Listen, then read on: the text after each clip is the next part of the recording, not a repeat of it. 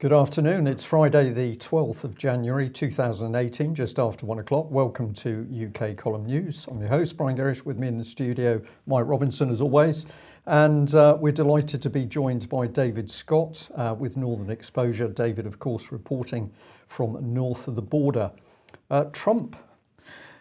Yes, David. The BBC this morning pretty upset that they had to use this word. Well, you've got Haaretz here saying shameful Jewish American groups respond to Trump's comment on immigrants. I don't know how far we're going to dance around this particular word, but tell us your thoughts on what Trump has done here. This is Trump is a gift that just keeps on giving. This has been so beautiful. I'll read you first of all what it actually was, and apologies for anyone. We'll use the actual word, and I hope no one will be offended. Trump was involved in a meeting talking about DACA and immigration reform, and then he at one point exclaimed, quote, "Why are we having all these people from shithole countries come here?" And he suggested that they should have more people from places like Norway. This left lawmakers, quote, taken aback. I bet it did. And one of the most beautiful points of this has been watching CNN describe it and all of the fake outrage that he used this word. Oh, it's so terrible. Can we bring ourselves to even say this word? It's been absolutely hilarious. These people who are as foul-mouthed as can be off camera, pretending to be whiter than white in front of it. It's just ridiculous. Now, Haaretz, a couple of comments from Haaretz. The Anti-Defamation League called Trump's words shameful and profoundly offensive. There's some irony there, because I find the Anti-Defamation League shameful and profoundly offensive, adding that they were beneath the dignity of the office. Clinton is the reference to that. The American Jewish Committee stated people have a fundamental dignity. True, we can't accept everyone, but all deserve the chance to try, pursue the American dream, and contribute their talents to our nation of immigrants. Now, you see what's happening there. They're casting America as a nation of immigrants and suggesting that everyone must have a lottery to go into America. America's not a nation of immigrants. America was a nation of settlers, of colonists, and of the descendants of those colonists, and it was ethnically very homogeneous until Irish, Italian, and German immigration, much later after it was founded. The idea that it's this melting pot is a relatively recent concoction. Rabbi Jonah, president of the Reform Movement Religious Action Center, wrote that Trump's vulgarity is deeply offensive, and added that even more so his lack of compassion or understanding of what makes the US a beacon for all those seeking freedom, safety, and opportunity. Trump is unfit to lead this great, diverse nation of immigrants from every walk of life. So again, we're seeing this talking point. It's a nation of immigrants. It's to get away from any sense of a more cohesive national identity, and this is why Trump won. Trump said, no, we're not all things to all people. We're American, and I'm going to look after Americans first. And that's what people responded to. And I think the ordinary people who voted for him will look at this, and they'll look at the comments he made and say, actually, yes, we see what he's saying. He's communicating in simple language. We understand this. And all the full outrage from CNN won't change that. But perhaps the irony is where people that are emigrating to America are coming from in the first place. Well, yeah, I mean, this is the big change has, of course, been Mexican and Latino immigration into America. That's been the major change. It's not actually Syrians or Africans or anything like this. But I mean, this graph from the United Nations, David, seems to suggest that there is already more immigration into the United States from Europe than there is from Africa.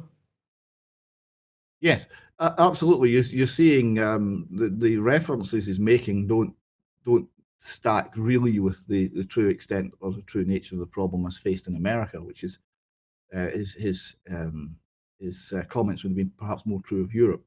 But the underlying issue is America's changing, and the people who built it are looking around and they're not liking the change, and they're being disadvantaged by the change, and that's what's propelling Trump and populism on both sides of the Atlantic. And of course, David, the response to that is censorship in the media. And here we have a new announcement from Facebook and from Zuckerberg himself, Mark Zuckerberg, saying that he is changing the way that Facebook works, and particularly the way that the newsfeed works on Facebook, because the newsfeed, he says, is being crowded out by businesses, brands, and the media. And so he's going to change things so that people that are sharing stuff about parties they went to or the latest photograph of their children, that's going to get priority.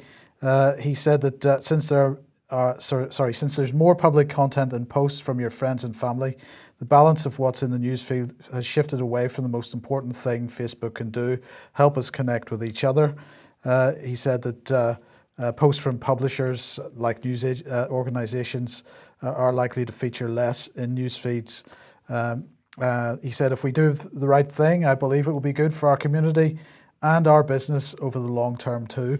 But I'm not sure whether this is going to be good for either, because Facebook already, I'm seeing increasing noise from people saying they're leaving Facebook for a host of different reasons, including the perception of censorship. David? Yes, and Twitter's the same. Twitter, the Project Veritas people have been exposing what's been going on in Twitter and the naked political manipulation of that organization. And again, people are leaving in large numbers. So the question is, can these businesses actually sustain the politically driven ideology that's taking over at the managerial level, or will it see them destroyed? Well, that's a very good question, and perhaps they will come to regret their getting into bed with governments and law enforcement. So here's Europol announcing today that Facebook is getting into bed with them. This is Europol's Internet Referral Unit, and they've organised what they're describing as the 8th Joint Referral Action Day with colleagues from national referral units of Belgium, France, and the United Kingdom to identify and secure the swift removal, these are their words, of terrorist and violent extremism content uploaded to Facebook and Instagram. The intensive referral campaign was hosted at Europol's headquarters in The Hague and is targeted content by terrorist groups and terrorist sympathizers, aiming at radicalizing, recruiting, and propagating terrorist activities. But you know, as much as they say that this is what they're doing, I have to say, Brian, I have not seen much evidence of material emanating from the Middle East, from Syria, from the terrorist groups in these countries actually being taken down from Facebook. Rather, I'm seeing material from the likes of us or 21st Century Wire or some of the other alternative media outlets that are criticizing terrorism in the Middle East being taken down. I think that's absolutely right. We've never seen evidence. Every time you look for the evidence about this massive terrorist threat, you simply don't find it, and you simply don't see it on the internet. We just have to believe that British and American intelligence agencies, or indeed European intelligence agencies, have the evidence, but none of those agencies ever put the evidence in front of the public. So that's one danger. Let's come in at a different angle. Now, this is a Daily Mail journalist by the name Tanith Carey, and I picked up on a very good article that she's produced about child stealing. But whilst I was having a look at that article, I had a look at her and came upon this tweet. So she'd retweeted from Kelly Rose Bradford, "Disgraceful that unelected, press-despising old farts hold this power." And then the embedded tweet there from a Matt Hancock is, "The House of Lords have just voted to restrict press freedoms. This vote will undermine high-quality journalism, fail to resolve challenges the media face, and is a hammer blow to local press. We support a free press and will seek to overturn these amendments in the Commons." Now, just to clarify, that is the Matt Hancock, because he's got a blue tick there, which means that is the former digital minister who's now the Secretary of State for Culture, Media and Sport. Right, thank you for alerting me to that, Mike. The important thing about this sequence of tweets is that the Daily Mail journalist actually had to rely on what Guido Fawkes had been saying about this very issue. And Guido, sounding the alarm very strongly, encouraged people to go to the Guido website to have a look at this article, but we can bring it up on screen here. And he is really getting into the heart of it. Unelected, unaccountable and unknown to the British reading public, a gang of press-hating peers last night forced a double defeat on the government, which could pave the way for Leveson too. And this is very, very dangerous stuff. Of course, UK Column published a huge amount on Leveson, and we warned what was going on. We warned about the role of common purpose in the background. And now we see mainstream newspapers having to rely on Guido Fawkes to get the truth out about how dangerous this suppression of free speech in the media is. So I'm just going to bring that journalist back on screen there and say, how is it that these journalists are simply not waking up to the fact that there is a censorship regime closing in around them, and they can't seem to recognise it, Mike? It's quite incredible. Well, not only do they not recognise it, but they seem to pander to it in some ways, because they are unchallengingly publishing the government rhetoric without any consideration of whether it's actually correct or not. Yeah. Well, we included that lady journalist in our tweets this morning, so she will hopefully be watching UK Column News today. And our challenge stands: how is it the mainstream journalists simply can't see that we've got a dictatorship coming into force, and that dictatorship needs full control of the press and media? And if that's not bad enough, let's bring in this lady, Sabine McNeill.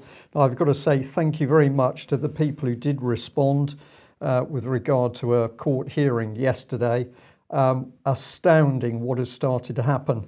Now, very quickly, the background to this case is that this lady was very outspoken around the Hampstead SRA ritualistic child abuse case.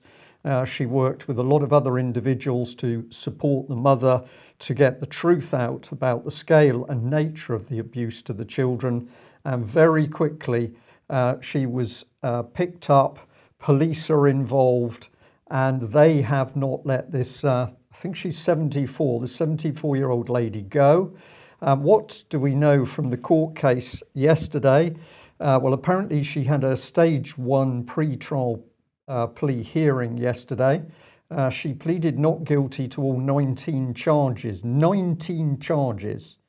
and there's been a court hearing fixed for the 19th of November this year.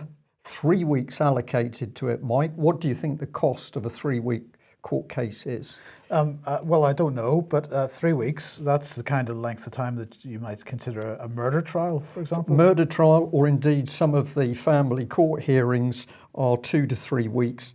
And the accepted statistic is about 250,000 for a 2 to 3 week family court hearing. So maybe the same sort of figure. Let's just follow on through. The prosecution have got a QC as well as a junior counsel. Sabine's also going to have a QC. She's also going to need the services of a digital expert. This is where it gets really creepy. She's still going to stay on bail. She is not allowed to use the internet for anything, personal emails, watching films, music, listening to music. She's absolutely censored. And what is this to do with? It's to do with the fact that she was posting information about the Hampstead child abuse case. And apparently key to this court case coming up is the use and the linking of material. So you might not have put something out directly yourself, but there's a link, and you then become responsible in some way to the material that's published through on another site where that link, where you've connected to that link. So this actually broadens this out way beyond child abuse, satanic ritual abuse, and what she has done to campaign on behalf of the family and the children. Absolutely. This goes to the basis of the internet as a whole, which is the idea that you can link to content, either to criticize that content or maybe to reinforce what you're saying. But you have no responsibility for what somebody else has published on the internet, but they seem to be implying that she has responsibility for linking to something that somebody else has said on the internet. Yes. Now, we're desperately trying for more details over this case, but I can say there is a sense of fear around this case now that the clampdown is so draconian that people who have simply attended court and know about the case are almost frightened to speak out to say what this case is really about. This is Britain, this is Conservative Theresa May's Britain in 2018. If you speak out about child abuse, then the state is going to come looking for you. And we'll add this in as well, because let's come on to the BBC. Amazing little article, Mike, that was in the Saturday Mail, weekend just gone. I saw it, I was fascinated. Just 1 in 6 Britons say that they trust the BBC. What a headline. Have a look. That's just from Daily Mail Reporter. We don't know who produced the article. I'm going to bring it up on screen so that our viewers can have a look at that. What a headline. So we've got £3.74 billion worth of BBC, and this survey says only 1 in 6 people trust it. These are some of the key statements. Only a sixth of Britons trust the BBC, a study has found. Only 17%, just over a sixth, said they trusted the BBC.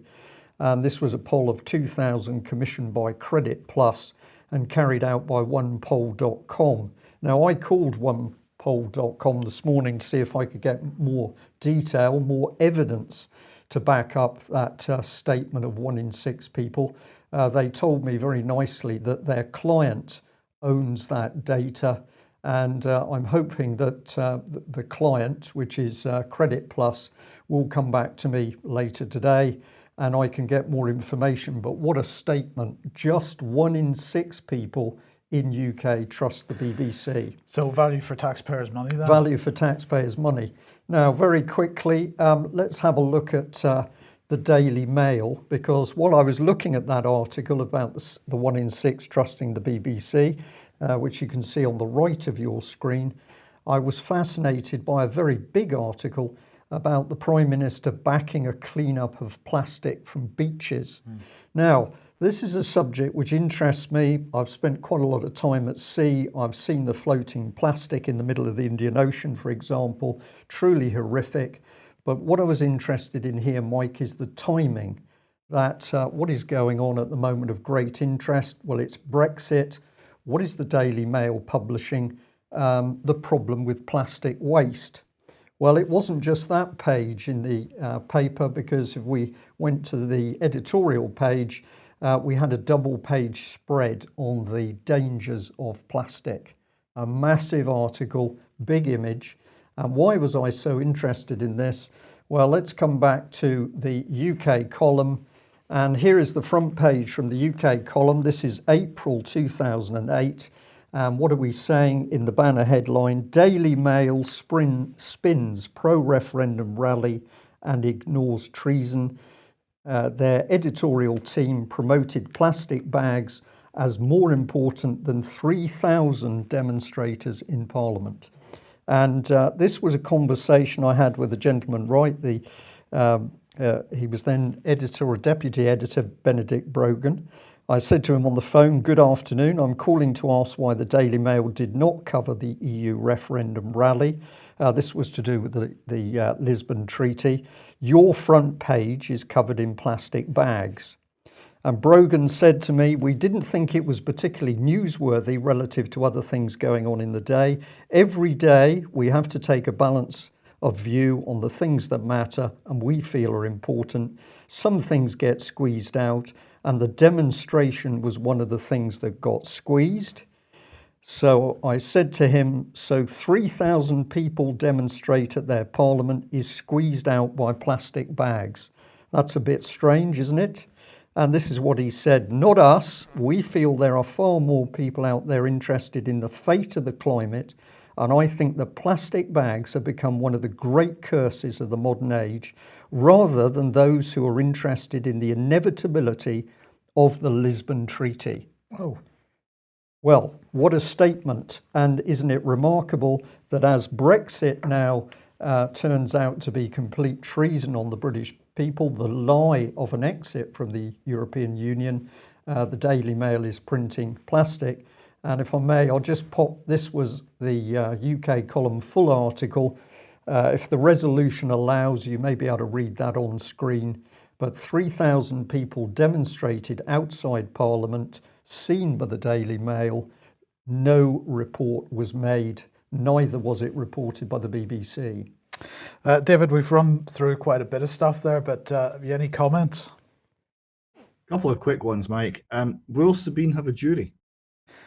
That is a good question. Don't know the answer to that.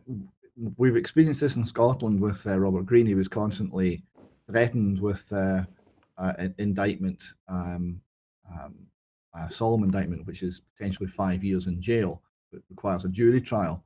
And then the state constantly changed it to, well, we'll just put you in front of a judge. It'd be interesting to know whether the people are going to get a chance to pass comment on Sabine. Yes. And as far as the media, the alternative media now are the media.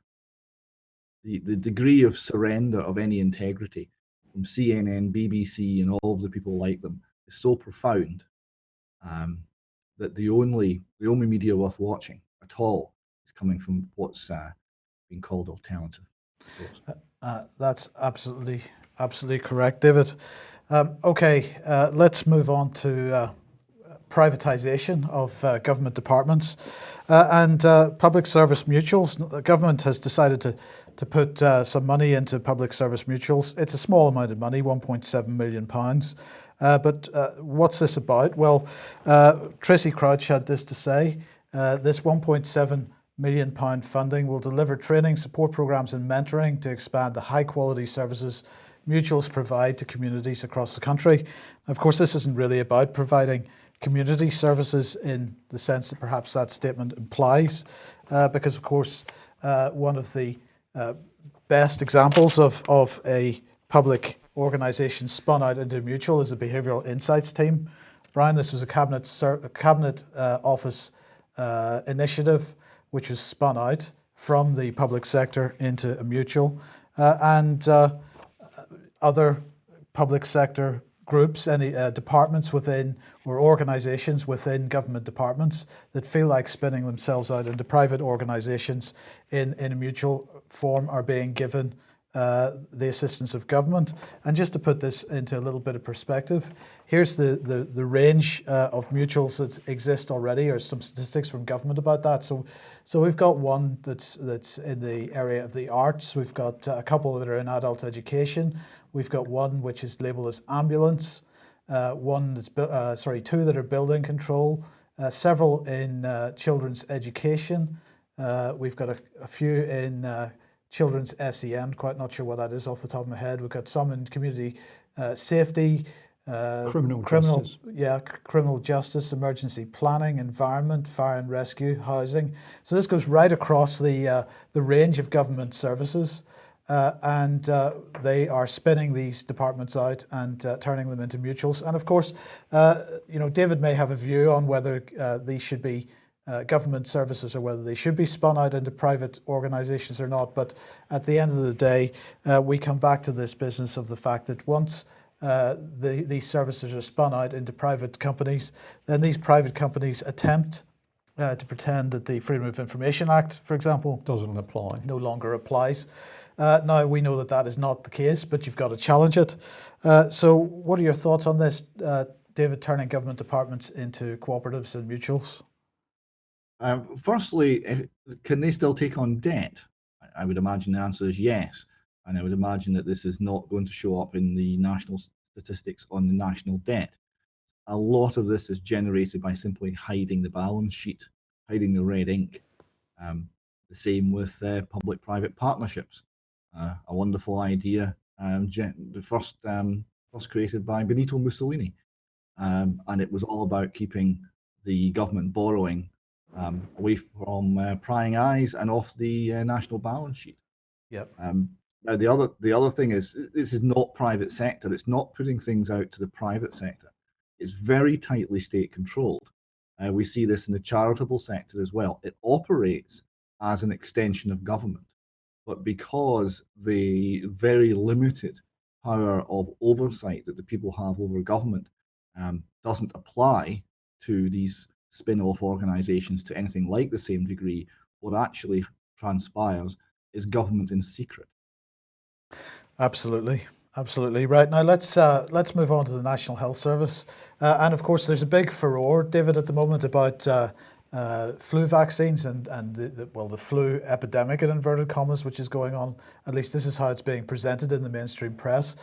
The Public Health England have said that actually the flu cases that are happening at the moment aren't anything terribly different to what happens every other year. But we've got all this big furore over Aussie flu and all this kind of stuff. But the question in the BBC that you wanted to highlight here is, why do the majority of NHS staff not get the flu vaccine? Yes, and it's a good question. The flu, incidentally, in Scotland has now reached the very scary level of moderate. So that's worth noting. 40% of the staff in the NHS in Scotland are getting the flu jab. And this has been criticised, been called selfish. You're putting your families at risk. You're putting your patients at risk. There's a sort of fear mongering going on. Back in 2011, Dame Sally Davis criticised people who didn't get this injection as selfish. Now, but Carol Hennigan of University of Oxford has pointed out that the low uptake is essentially rational when you consider that the benefits for this injection are uncertain. I've been looking at some figures this morning, perhaps 9% efficacy rate. The flu jab, let us remember, is quite an unusual thing. If you look at a disease like smallpox, which is the classic one for vaccines, it was always realised that if you'd had smallpox and you'd survived, you were immune, you wouldn't get it again. Flu is not like that. It changes every year. There's a meeting at the start of the year to guess which strain is going to be prevalent, and that's what the vaccine's created for. So there's a very short duration of any sort of benefit from this vaccine, and a very short turnaround in creating it, which means the safety testing, etc., is necessarily constrained. And one thing that I was struck by is that the flu vaccine industry is something like 3 or 4 times larger than the entire vaccine industry for childhood vaccinations. So you're talking about very big money. Well, that's absolutely true. And if you were driving past Brian's house at any time over the last several months, you'll see outside the local doctor's surgery a huge big sign saying, "Get your flu vaccine here." I wonder how many other business types are allowed to advertise in that way on the side of the street. Not many. None is the answer. None. Because where they've attempted to do that locally with sort of those banners, and this is a very big banner, they've been told pretty quickly by the parish council and the local authority they're not allowed to do that. Now, on top of that, a couple of people have expressed concerns, including from the medical profession, have expressed concerns to me recently that perhaps what we're going to see is some attempt to make vaccination of NHS staff mandatory.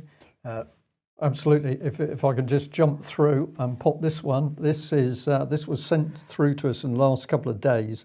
What this is a screen capture of a screen within a hospital. I'm not sure which hospital it's come from, but what the person pointed out is that adverts and this is pushing staff to get their flu jabs is on screen in their own offices the whole time. So they're not allowed to turn these screens off, and there they are with a screen capture of the NHS pushing the flu vaccine at its own staff. So, David, moderate flu in Scotland at the moment. We've got reports in the BBC and other places that flu has doubled in Scotland over the last couple of weeks, but the NHS demanding more money at this point. Always demanding more money. The doctors are saying that the NHS is in crisis in Scotland, and that additional funding is essential if it's to stave off something. It's not exactly explained what the downside is going to be. Now, NHS funding in Scotland is already substantially more than it is in England, and we've come to a point where the welfare state is really taking all of the resources that can be squeezed out of the taxation system and a good bit more besides, which has been promised by our children. via their future work and future taxation to be repaid. So there seems to be something more fundamental than just always asking for more resources. On the flu shots in Scotland, I know from the local hospitals in Glasgow and elsewhere, the flu shot has been pressed very heavily on NHS staff. Despite that, it's still only a 40% uptake, with good reason, it would seem. Yes. I have personal experience in my family of the effects of Guillain-Barré syndrome, which is a known side effect of the flu vaccine, and causes paralysis, and it's extremely severe. So there are genuine concerns, and anyone thinking about getting this should look into it very carefully, read the manufacturer's inserts, and research it carefully. Yeah. Now, earlier on in the week, Brian, we discussed recruitment into the military and the new campaign for recruitment into the military. Now, you pointed out that recruitment, the company responsible for military recruitment in this country is Capita. But it seems that the government has decided to try to broaden this out a little bit and give other companies the opportunity to get involved in managing defence people. So this is the Defence People Challenge, which is part of the Defence and Security Accelerator. And they're holding a Market Interest Day. Does this give you a warm feeling, a Market Interest Day? No, it doesn't give me a warm feeling at all. This is, in my opinion, more of the breakdown of the armed forces. So this is going to take place on the 7th of February this year. And this follows the September 2016 launch of the Defence Innovation Initiative. And so they say that one of the priorities for innovation in defence is about how we can recruit, train, retain and motivate the right number of people and make the most efficient and effective use of its workforce, providing the skills required to adapt to a rapidly changing environment. The Defence People Challenge will ask companies to consider how their products and services could make a real difference to how defence approaches people management. And they then ask, are you a company working in this area and would you like to get involved? The event's aims are to share the challenges externally with the current marketplace, to collect wider external views in order to further assure/refine the challenges based on the current market, and to encourage collaborative bids. Collaborative, yeah. Yes, so we want collaborative bids there. Partnership working. So innovation, the big word there, Mike, without any definition of what this innovation policy is, it's much like transformation. We're transforming the defence industries, but we don't define the transformation. Yeah. Right, immigration and immigration checks. Because British banks and building societies are today starting immigration status checks on personal account holders, current account holders. So they have started carrying out these checks on all personal current account holders under government measures to encourage those in the UK illegally to leave. And these checks are going to be done against details of known illegal immigrants, which the Home Office is sharing with an anti-fraud organisation. So they say that once a bank or building society has found a personal current account that is being operated by an illegal immigrant, the Home Office will double check the details before instructing the bank or building society on what action to take, which may include closing the account. So there you go, the banks getting involved in immigration policy now. Well, it's total control. This is big society being put into place. Big society wants to know everything about you: education, employment, your health record, how much money is in your bank, all of it to be locked together in this collaborative, innovative, transformative new society. It's a fascistic state, although I know David would discuss the exact name for it. But David, let's get on to some Scottish news. And apparently you have a new brand of Scots person. Well, we're getting new Scots because the ones we've got are no good. Well, I know that. I mean, you know. They never vote the right way. You know, they've got their own opinions. It's just annoying. You know, we didn't vote to break up the UK, and that's a problem. And so we're going to have to get some new Scots because the new Scots might be a bit more pliable than the old variety. Now, if you put that little or even the next slide up, it's got a very interesting logo, because this little logo down the bottom with all these people. These are all the new Scots that are coming. Now, you see, it's quite strange. Someone pointed this out to me on Twitter. You've got two men with two small children. So that's presumably two gay men with two small children. You've then got two elderly people, or a drain on the NHS, as we now call them. You've got a young boy alone. You've got a tall man overlooking the young boy, but obviously not anything to do with him. You've got a nice young girl with an afro, and then you've got two lesbians holding hands. So it was very politically correct logo, and I was amused to find that it's been updated. Someone must have pointed this out, and the little brown figures on the extreme left. One of those has had gender reassignment now, and on the current Scottish Government website is now a woman. Good stuff. Now, in this New Scots Integrating Refugees in Scotland's Community document, we get three questions. Question one is, thinking about refugee integration in Scotland, what issues are important to you now? The next is, what changes do you want to see by 2020 and why? And the next is, what can you, your community and your organisation do to contribute to that change? And then they ask what happens next. And they say that all the feedback from this event is written up and sent to the Scottish Government.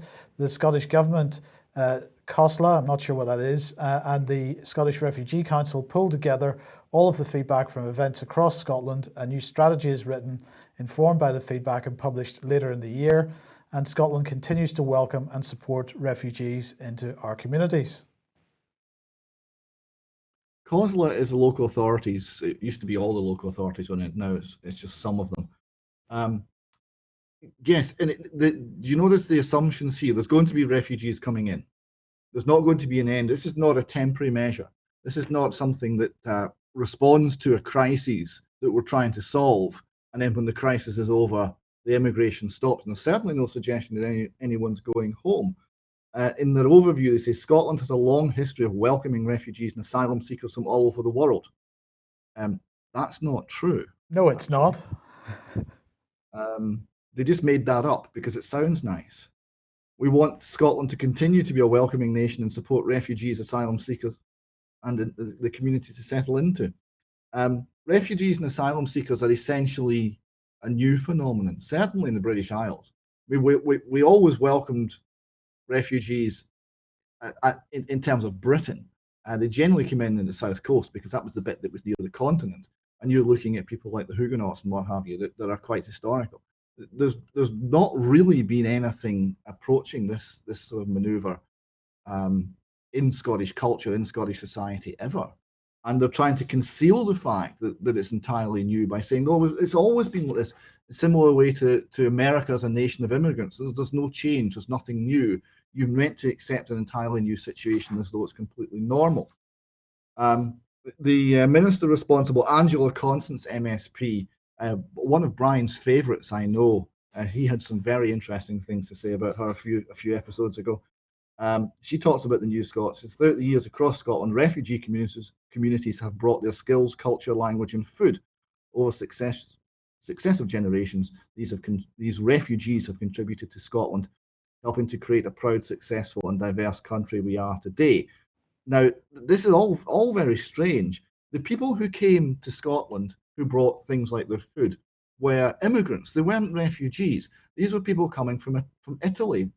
In Scottish terms, there was a large Italian immigration into Scotland in the 20s or thereabouts, and they brought a lot of culinary skills, and they absolutely did enrich the Scottish scene. But they were economic migrants. They were not refugees. The use of the words is very interesting. They're trying to say that the Italians that came in the 20s and they integrated, but it wasn't without difficulty. There was violence, there was resistance, there was friction. Are the same as what's happening now. I don't think that's true. I think that's a lie. Yeah. Yes. Okay. Now let's look at Scotland's Chief Constable. Yet again, I mean, because you mentioned some things about Scotland there, but I didn't hear the word corruption mentioned. But here we go. No minutes at the meeting on Chief Constable Gormley's future.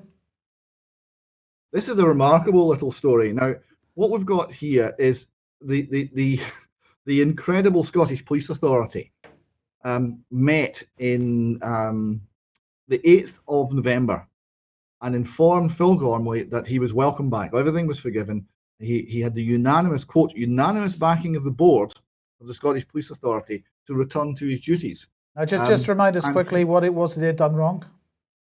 Well, the PERC, the Internal Investigation and Review Group within Police Scotland, are looking at multiple, I think at the last count it was 5, allegations of bullying, harassment, and generally being not nice to co-workers. Right. So people who work for them in Police Scotland have raised complaints. So there's been multiple complaints, and these are being assessed by PERC. So he was told on the 8th of November he had a unanimous backing of the Scottish Police Authority, and give him his due. On the 9th of November, he was driving from England back to Scotland, and the phone went. He was contacted by the former chair of the SPA, Andrew Flanagan, and told not to continue his journey. The client was told that following a meeting between Andrew Flanagan and the Cabinet Secretary for Justice earlier the same afternoon, he was not to come back to Scotland as he was not going back into post.